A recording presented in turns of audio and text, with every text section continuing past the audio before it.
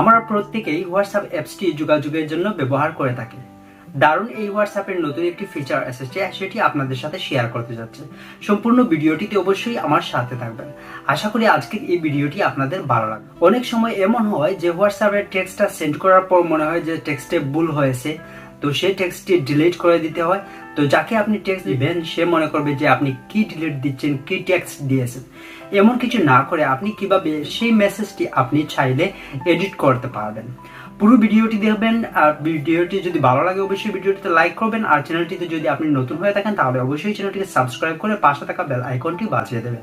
So আর কথা লম্বা না করে চলুন আজকের ভিডিওর মেইন টিউটোরিয়াল কাজটা মোবাইল স্ক্রিনের মধ্যে দেখে নেন।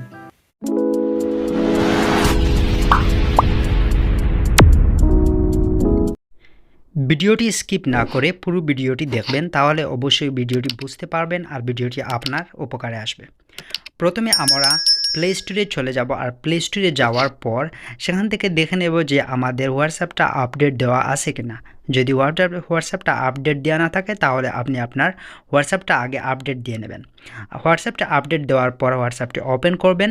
হোয়াটসঅ্যাপটি ওপেন করার পর আপনি সেই ফিচারটি পেয়ে যাবেন। নতুন যে সিস্টেমটি এসেছে বা নতুন যে সেটিংটি অ্যাড করা হয়েছে সেটি আপনি দেখতে পারবেন।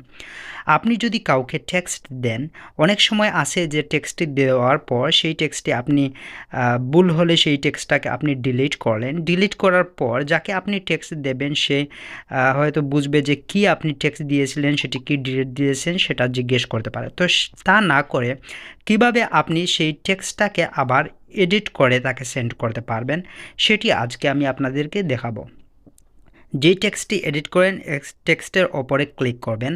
আপনি ডিলিট ফর মি অথবা ডিলিট ফর এভরিওয়ান সেগুলো না করে টেক্সটটাকে এডিট করতে পারেন। এডিটের জন্য ওপরে যে কয়েকটি অপশন রয়েছে তার মধ্যে পেন্সিল যে অপশনটি রয়েছে সেই অপশনটিতে ক্লিক করবেন।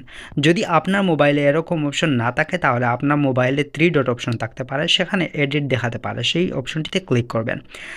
আর যদি আপনার আমার মতো সিস্টেমটি থাকে তাহলে আপনি এখানে পেন্সিল অপশনটিতে ক্লিক করে আপনি আপনার টেক্সটটা আবার এডিট করে ওকে অপশনটিতে ক্লিক করেন। দেন আপনার যেই মেসেজটা ভুল হয়েছিল সেই মেসেজটি আপনার সঠিক হয়ে চলে যাবে। মেসেজের নিচে এডিটেড দেখাবে। যদি এডিটেড দেখায় সেও বুঝতে পারবে যে মেসেজটা আগে হয়তো কোনো রং ছিল, তারপর আপনি সেই মেসেজটা এডিট করে পাঠিয়েছেন। আশা করি আজকের এই ভিডিওটি ভালো লেগেছে।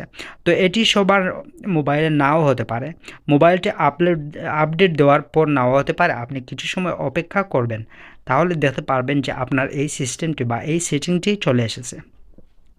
তারপর আমি আবার আরও একটি কথা বলবো। যদি আপনাকে প্লে স্টোরে প্লে স্টোরে নিয়ে যাওয়ার পর আর একটি জিনিস দেখাবো যেটি হচ্ছে খুব গুরুত্বপূর্ণ। আপনার মোবাইলে দেখবেন হোয়াটসঅ্যাপের নিচে একটি অপশন এসেছে হোয়াটসঅ্যাপ এলসিসি লেখা। যদি সেই অপশনটি আসে তাহলে মনে করবেন যে আপনার হোয়াটসঅ্যাপ টেক্সটটা আপনি এডিট করতে পারবেন। দেখতে পাচ্ছেন এখানে হোয়াটসঅ্যাপ মেসেঞ্জারের নিচে দেওয়া আছে হোয়াটসঅ্যাপ এলসিসি। তো অনেক সময় আসে যে আপনার আপডেট দেওয়ার পরও আপনার এই লেখাটি আসবে না বা আপনার এই সেটিংসটি আসবে না। তাহলে আপনাকে অপেক্ষা করতে হবে যতক্ষণ না পর্যন্ত আপনার নতুন হোয়াটসঅ্যাপটা আপনার মোবাইলে আপডেট দেওয়া না হয়।